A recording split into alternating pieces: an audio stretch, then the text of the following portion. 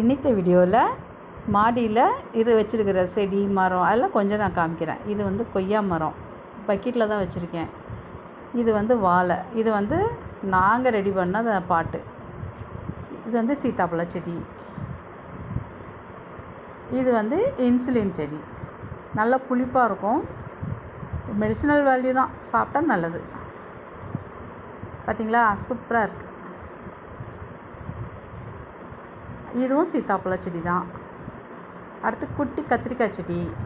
இது வந்து